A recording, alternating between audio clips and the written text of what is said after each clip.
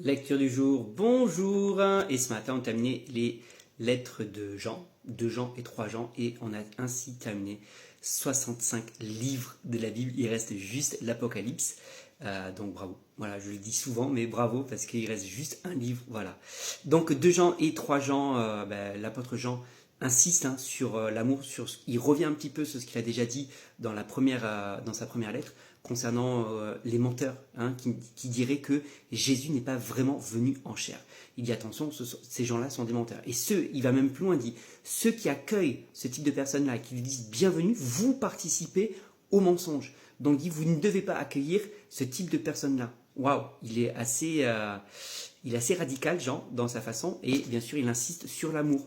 Toujours l'amour, aimez-vous les uns les autres. Il dit ce n'est pas un commandement nouveau que je vous donne, mais voilà, l'amour doit prévaloir et c'est encore l'amour qu'il met en avant. Et dans sa dernière lettre, à chaque fois il conclut de la même façon. La dernière lettre est plus personnelle puisqu'elle s'adresse à un certain dénommé Gaius. Et dans les 2 lettres, il termine de la même façon. Je ne veux pas m'étendre parce que je vous en dirai plus face à face et je préfère vous le dire de vive voix plutôt que par écrit.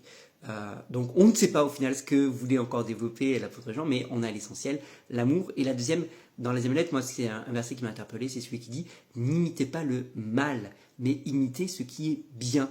Et oui, aujourd'hui c'est encore valable pour nous, parce que je trouve qu'il y a tellement de modèles, plus entre guillemets, tellement de modèles différents, et quand on voit tout ce qui se passe sur les réseaux, on pourrait tenter d'imiter certaines choses.